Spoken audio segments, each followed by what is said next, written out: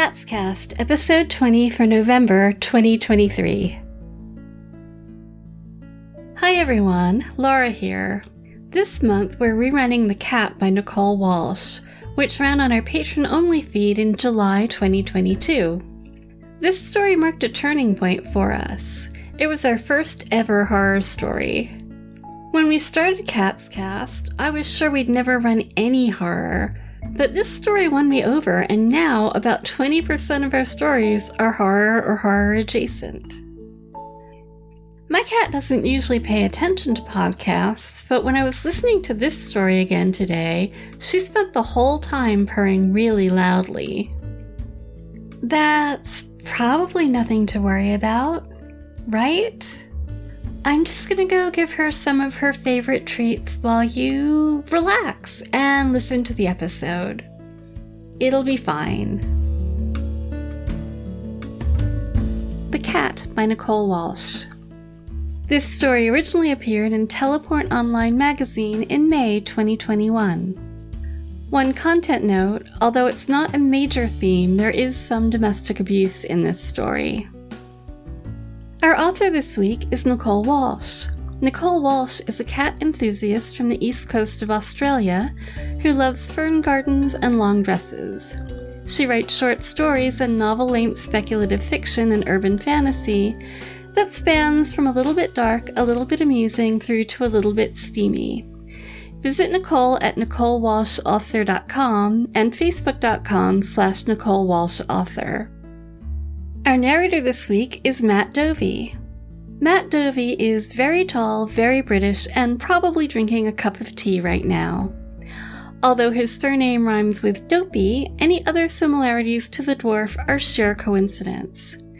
He has a scar on his arm where he made the fatal mistake of going for the belly tickle with his youngest cat, Lizzie. He lives in a quiet market town in rural England with his wife and 3 children and cannot adequately express his delight in this wonderful arrangement. There used to be 3 cats in the mix too, but alas, recent bereavements have left just the one. As of 2022, he's the host of Podcastle, and his own short fiction is out and forthcoming all over the place.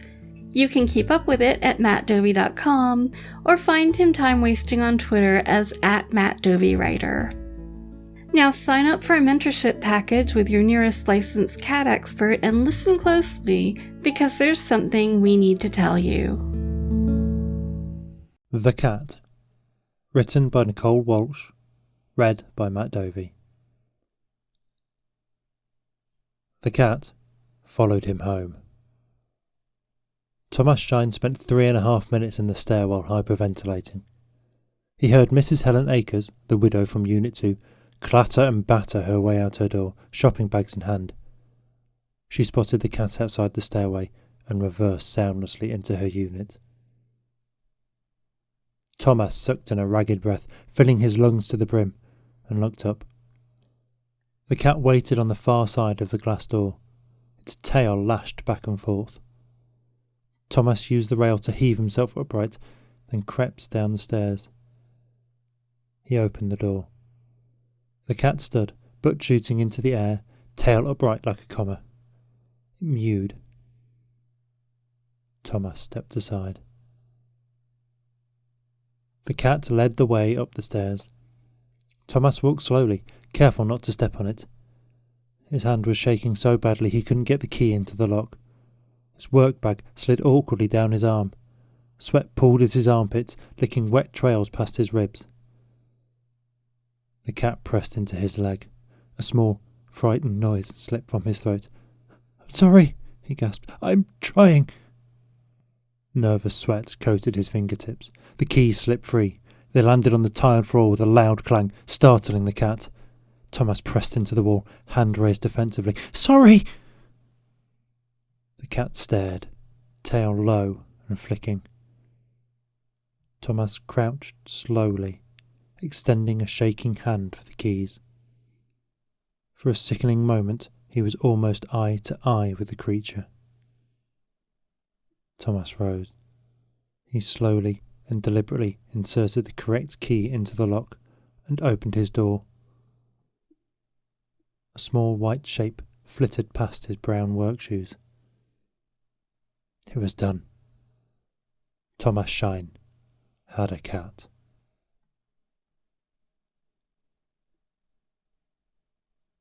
Tomas took the next day off work. He woke to find the cat on the end of his bed, curled like a seashell. The events of yesterday folded in like a wave, smothering him. He scooted up against the wooden bed frame at the top of the bed, whimpering. The cat watched patiently, tail flicking.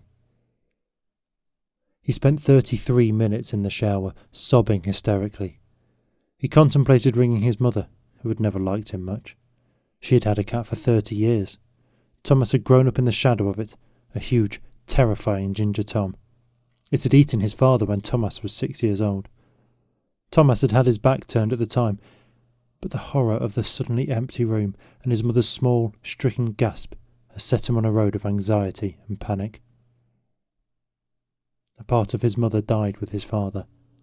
The part that patted Tomas on the back as he walked past, or hugged him for no reason. His mother became, overnight, a faded, hollowed-out creature. Tomas dragged the edge of his towel through the fog on the mirror to check his reflection. He had always been thin. Today his nose was red and his eyes were swollen. Panic left his gaze fever-bright. Tomas Shine no longer had the luxury of wallowing in self-pity. As of 5:53 last night, he was a cat owner. He took a deep, steadying breath and inched the bathroom door open. The cat fell in, rubbing its head against the opening door on the doorframe and him in frantic greeting. His breath locked in his throat as he registered the closed door. Tomas lived alone, but a prudish part of him still closed the bathroom door when he showered or used the toilet. He dropped to one knee. "I'm sorry." The cat climbed into his lap, falling to lie sideways against him.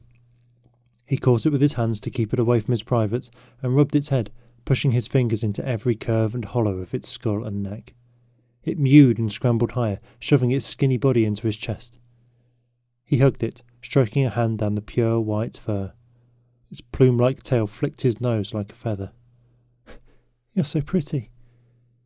The cat arched higher, butting its head against his chin. Its body was lean with bone and muscle. It felt young, not a kitten, but only just full grown. "I'll get some things today," Tomas soothed. "I'll take the day off. I'll go right now. Okay?" The cat made a dove-like noise, purring and mewing at the same time. He curled his hands around its fragile ribcage and butt and set its feet onto the floor very carefully. He got dressed quickly, careful not to look at the cat as he slunk out the door.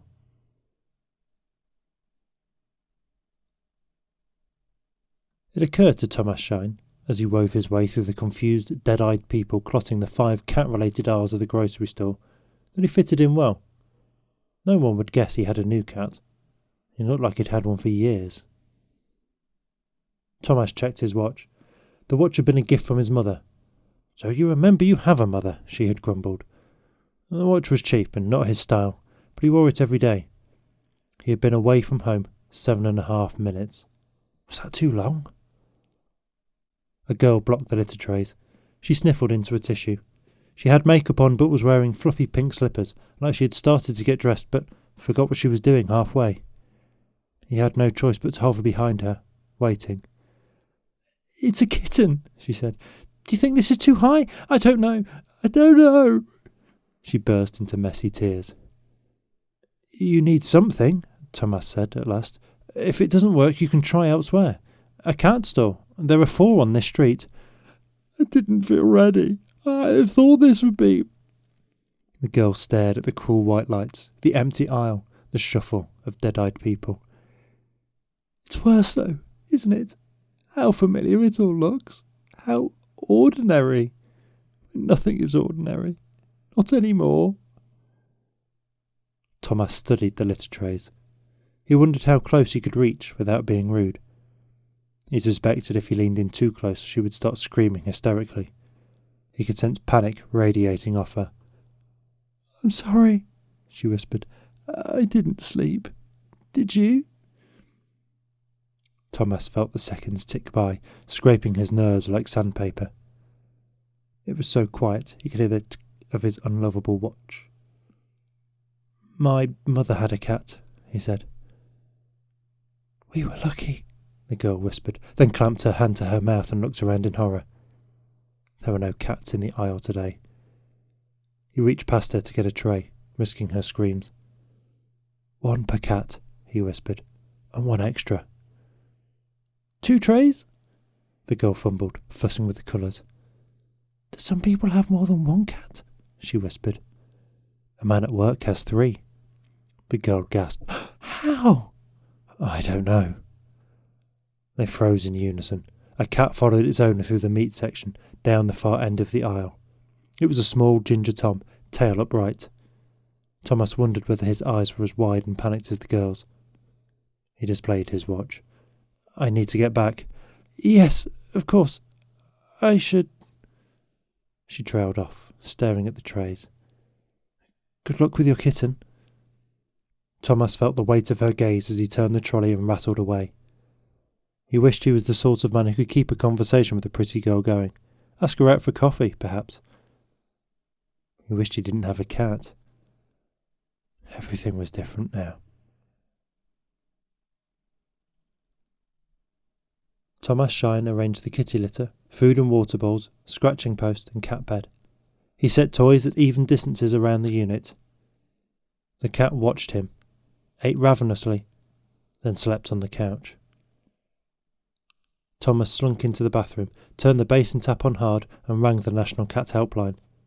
He whispered down the line until he was given details of a licensed local mentor, opting for a more discreet text conversation. Harriet Jane was 53 years old and lived up the street. Her website was very impressive. She came from a long line of crazy cat ladies, spanning back long before the world changed. Her mentoring packages were sold out, but she listed an emergency number, which he texted. In moments, he had a free crisis appointment. Tomas paused by the couch. The cat was curled into a seashell shape, its perfect pink nose tucked under its tail. "I'll be back soon." Tomas stroked the velvet nose. "I won't go out much, I promise. Just to work. I'm just getting a few more things. Okay?" Tomas slunk out the door. He surprised the old woman from Unit 2. Her horrified gaze dropped to his ankles. He jerked a nod back at his unit. Anger curdled her expression. "My son's moving me." "I'm sorry, I didn't—" She kept walking. Tomas stood on the concrete of the driveway under the vast humming silence of the sky and considered running away. He could leave his job, leave his unit and all of his belongings to the cat. It happened all the time. It was on the news most nights. His gaze lifted to the street. The apartment block opposite him had been empty for over a year. There were no lights at night. Cats displayed themselves on various window ledges. Someone had painted jagged, angry words across the front of the building. "Cats are here." An engine revved. He jumped aside, nearly run down by Mrs Acres' car as she tore down the drive. "Idiot!" she hissed through the half-open window. "That's how this happened. Dreamy, scatterbrained fool, just like my husband. I'm 64 and I've never... She took off, furious. Tomas Shine sat in his car until his hands stopped shaking. He tried to imagine cat hair on the seats, clinging queerly to the dashboard, like in his mother's car. It took a great effort to start the engine, to ease out slowly, in case other cats were in the drive, and steer down the road to the coffee place. He spotted Harriet Jane immediately. She was in the corner booth, strangled by a bright scarf, hair wild about her head. She was rummaging through a huge handbag. She waved at him. Tomas battled an intense, overwhelming urge to run. "I can always spot them," she called brightly. "Thank you for seeing me. I'd like to help. You'll have a hot chocolate. They do amazing hot chocolates here." "On soy." Tomas winced. Harriet frowned, disappointed. "Well, they don't taste as good on soy." "My stomach's a bit off," he lied. He rarely drank cow's milk. "It won't like the soy." The world crashed down. Tomas folded into the chair, sobbing. Harriet Jane passed him a tissue and patted his hand. "It will be all right." But it won't, he whimpered. Will it? By the time he had calmed down, the hot chocolate had arrived. Harriet Jane dropped marshmallows into both drinks, creating a colourful scum. Better? She said, in a tone that suggested it better be. Yes, he lied. I meet all local crisis requests within 3 hours of their call or text, Harriet explained. The government pays for the crisis appointment. She decapitated sugar satchels. The sugar helps too. She upended one in his drink. Stir? Tomas circled his spoon through the sludge, trying not to lift too much sugar from the bottom. She cut straight to business. When did it happen? Last night. After work. His voice cracked. Followed you home? Tomas nodded. The busway. It's always the same story. They like the young professionals. There was a light layer of cat fur on Harriet Jane's clothing. Even as she spoke to him, she was waving at people on the street outside. The chef came out of the kitchen and set his hand on Harriet Jane's shoulder. She reached up, pressing her hand over the chef's a moment, meeting his gaze with a sad little nod. Everyone knew Harriet Jane. In this appalling new world, licensed cat people were the most useful, popular and respected people in any community. Oh, this is my other office, Harriet Jane said. I'm here several times a week. It's increasing, you know. Tomas lifted his gaze in confusion. Cat ownership, she explained. You track it? Harriet Jane's gaze slid off his. I started to, but my cat doesn't like it. I don't keep files either. My cat reads them. Tomas let his breath out slowly. I haven't told work. You took today off. That's a start. Have you been to the store? There are 4 pet shops on this road. Quality stores. Young professionals can afford things like that. You do work, don't you? Tomas nodded. You'll need to keep the job. What if I can't? You'll need to. It's not cheap having a cat. Is it a young cat? Tomas nodded. A kitten? Her voice tightened. He shook his head. Show me. Tomas stared at her. Oh, you'll need photos on your phone, Tomas. A lot of photos. You need to be ready to show people. Tomas nodded. Young, you say? Perfect teeth? Lean? No flabby pouch? Tomas shook his head. Is it playing? With the end of the rug. Fluff on the floor. Young, then, like you said. It must have eaten its last owner. Thomas's breath caught. No, that's a good thing. It settles them. The kittens... Harriet stared off into the distance, face haunted. I've lost 3 girls this month. 1 ran off, silly girl. The other 2...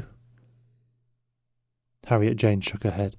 She splayed her fingers and set them against the table, visibly grounding herself. You look like a nice, responsible boy. You'll be fine. She consulted her watch. I only have 45 minutes. I have 2 cats. I need to get back. 2? Oh, they don't get along. They prefer me there. Tomas felt the world folding in on him. I need help. I provide mentor program packages. You're booked out. Join the wait list. Something will open up. Very few people survive their first month. She extracted a brochure. I made these to guide our work together. We will briefly cover each topic today and meet for a half hour in 3 days' time for any questions you have. After that, you need to purchase a mentoring package. The brochure was handwritten and badly photocopied. My mother had a cat, Tomas admitted. It ate my father. Not everyone is a cat person. We will cover neighbours, friends, intimate partners and work relations. I don't have, many friends. Or a girlfriend. Oh, good. That's good. Dating won't be easy now. You have a cat. Now, I have these flyers printed as well. She dived into her handbag. It jingled with cat toys. First up, you need to warn your neighbours. This affects them as well. Tomas Shine sat in a hard plastic chair. The clock on the wall behind him ticked loudly, counting the seconds of his silence. His hands were locked in his lap to prevent them shaking. Take your time, Mrs. Odell Madden instructed. A lady from HR was seated beside her. Tomas had been off work for 3 days. He had not obtained a medical certificate.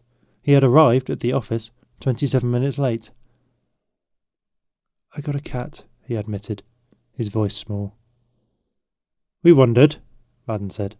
She was a stern, middle-aged woman. "It's hard to adjust." "Not a kitten?" "A young cat. I'm adjusting. I need this job," he blurted. "That's not in question," HR soothed. "We just need to see some photos.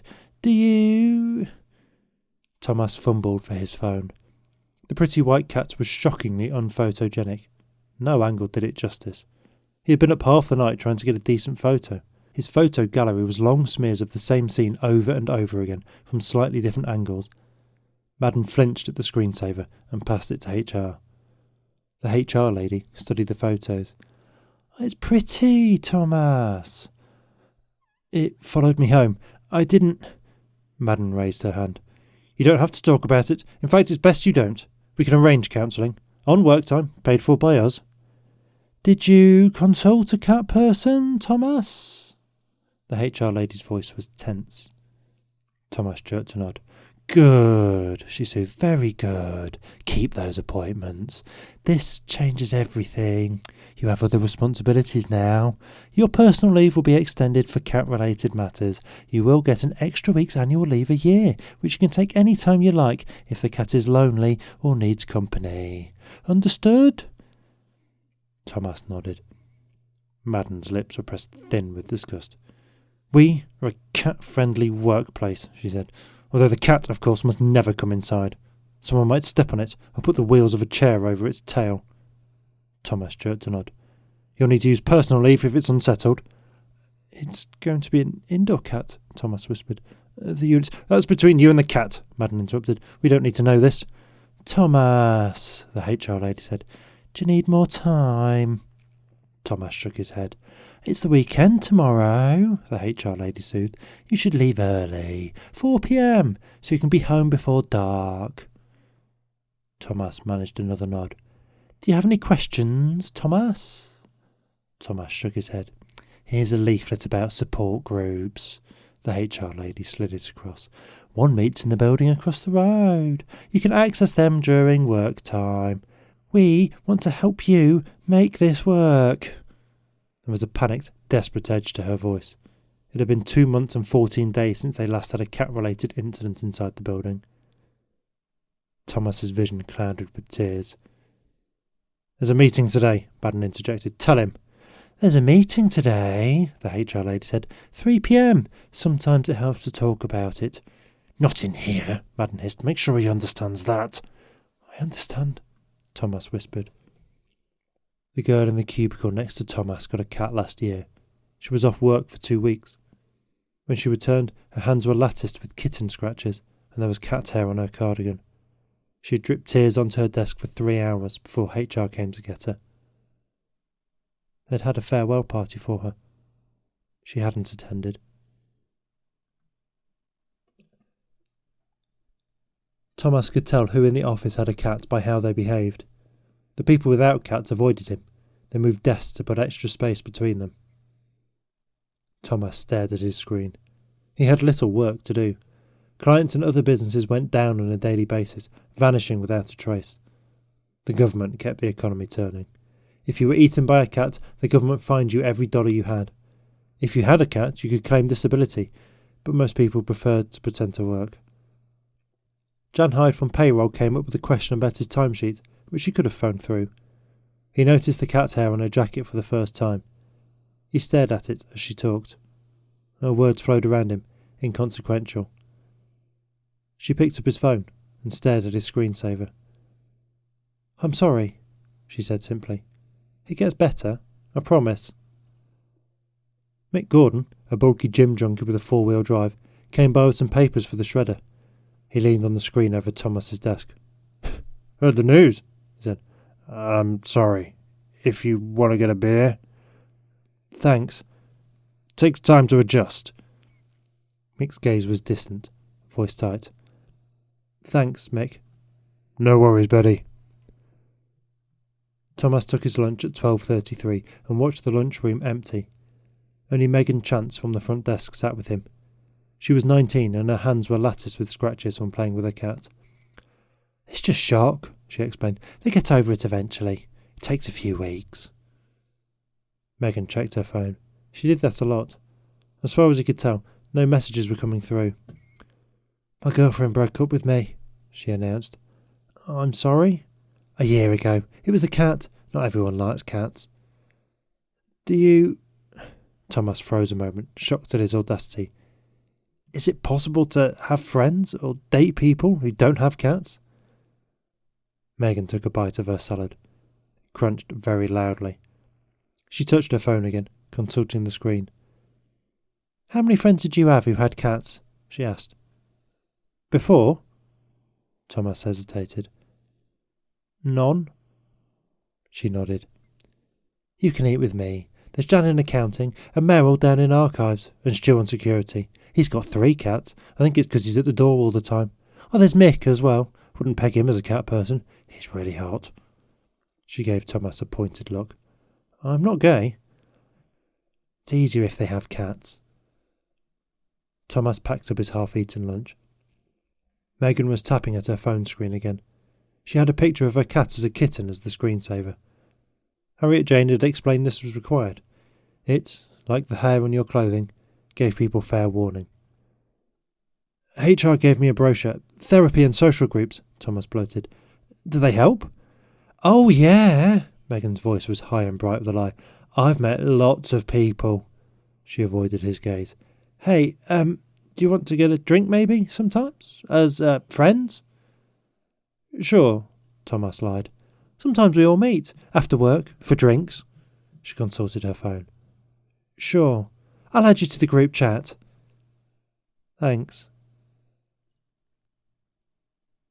Tomas stared into his coffee.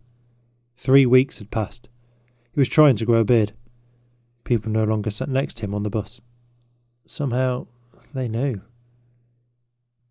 People treat me differently. Marcia Sands sniffled into her tissue. I'm sorry, she whispered. Every time you see me, I'm crying. It's okay. I cry a lot too. Tomas had left work that first day at 3 p.m, but hadn't made it up the stairs to the support meeting. He had frozen in the cavern of the dark, deserted lobby. The Cat Support Meeting 3 p.m. sign loomed over a single discarded shoe. Piles of wind-swept leaves rimmed the lobby. Behind him, papers and rubbish hissed down the wind tunnel of the street. Cats prowled, skulking in and out of lobbies of abandoned buildings. Going home was easier. Sitting on the couch with a cat in his lap watching TV was easier. He had called his mother in the long, lonely hours of the second night, and she had filled his ear with how useless he was, how he never called or visited, how he only ever rang when he wanted something. He had hung up with the unsaid words balled up like a wad of fur in his throat. I have a cat. Maybe he would come to understand his mother better now. They finally had something in common. Everyone keeps saying it will get better, Marcia sniffled. Marcia Sands, girl from the cat aisle, worked in a bookstore a block from Tomas's work. Retail was booming. There was a lot of time and money to shop. Fetching coffee or eating out soaked up long work hours. Books, movie and music were cat-friendly nightly pursuits. Marcia Sands attended the 3 p.m. group session for new cat owners. It was 9 a.m. and her makeup was smudged. She had lost weight. He wondered whether she had brushed her hair this morning. You'll find your people, Tomas soothed. Have you? Tomas checked his watch. It was 9:07. They were late for work. It didn't matter. I eat lunch in the maintenance room with a few people. An older lady from archive, the girl on the front desk, a fellow in my office, someone in security. A girl? Marcia whispered.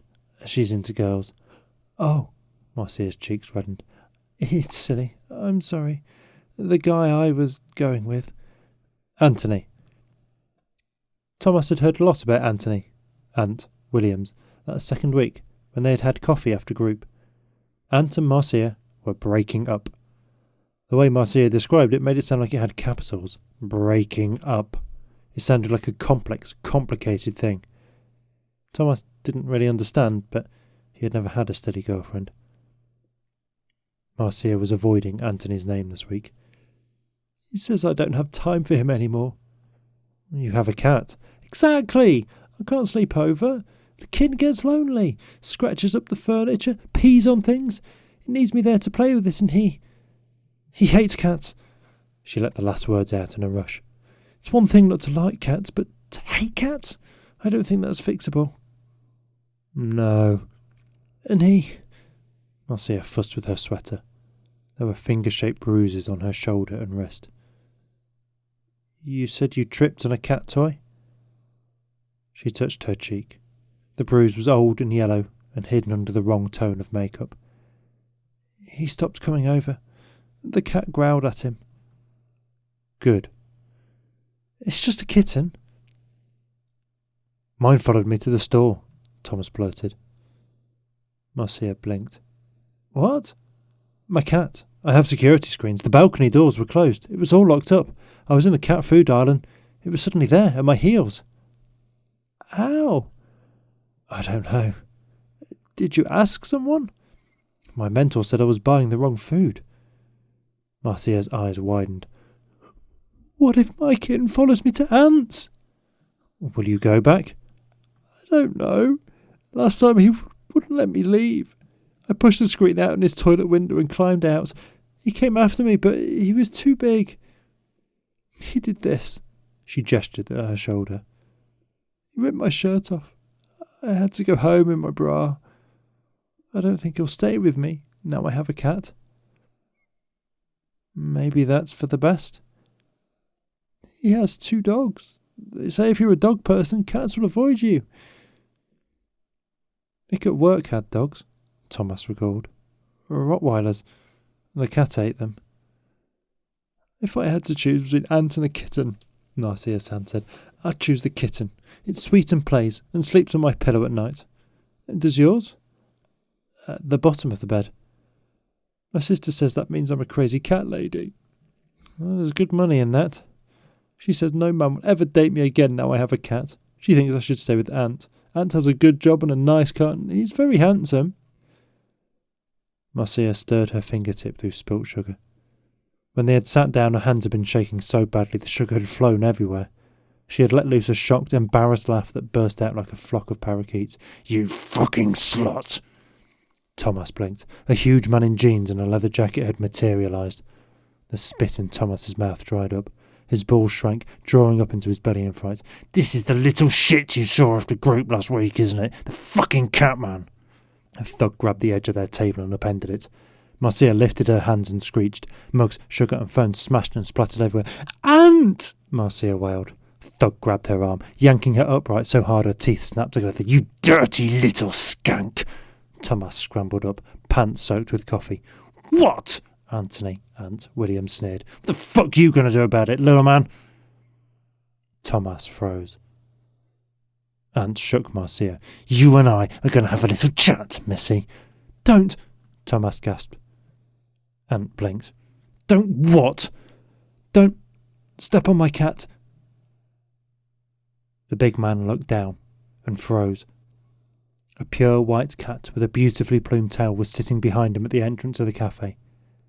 People were slowly edging away from the cat. Its attention was locked on Anthony. In the sudden, awful silence, a yowl started in its throat. Ant released Marcia. I wasn't... The cat ate him. It was very quick, and not as messy as Thomas had expected. He half closed his eyes, not wanting to see. The cat's mouth stretched hugely, a 6'6" blur of pink and white. Then Anthony was gone. The cat sat peacefully, licking its nose. Thomas held out his hand for Marcia, helping her through the mess. The lady at the next table, white dress splattered with coffee, retrieved their phones and Marcia's purse. Thank you, Marcia winced. The woman smiled, avoiding their gaze. Other folk righted the table. Thomas stepped out of their way and picked up the cat. It didn't weigh any more than it had this morning. He tucked it against his chest. It was still yowling. Marcia wiped tear-streaked makeup from under her eyes. She scuffed over and cooed and petted the cat. He's so pretty, she gushed. You didn't tell me about the tail. What a pretty, smoochable little thing. Marcia tapped the tiny pink nose. Boop, I just want to squish you right up. The cat stopped yowling. I'm sorry about Anthony, Thomas winced. Marcia's son shrugged, face leant in against his chest as she kissed the cat's nose. He wasn't really a cat person. Marcia's sons followed him home. Tomas Shine had a cat and a girlfriend.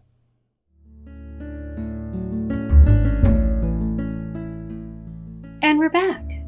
Finally, a story in which cat experts take their rightful place in society. If someone had come up to me and said, "Hey, I have a story in which everyone is justifiably afraid of cats because they eat people, would that be a good fit for CatsCast?" I would have said, of course not. We want stories that show cats in a good light. But here we are. Even though there's a horror story backdrop of a world in which cats eat people, sometimes even innocent people just trying to care for them, the cats we actually see just act like normal cats. Except for that one time a cat ate a guy.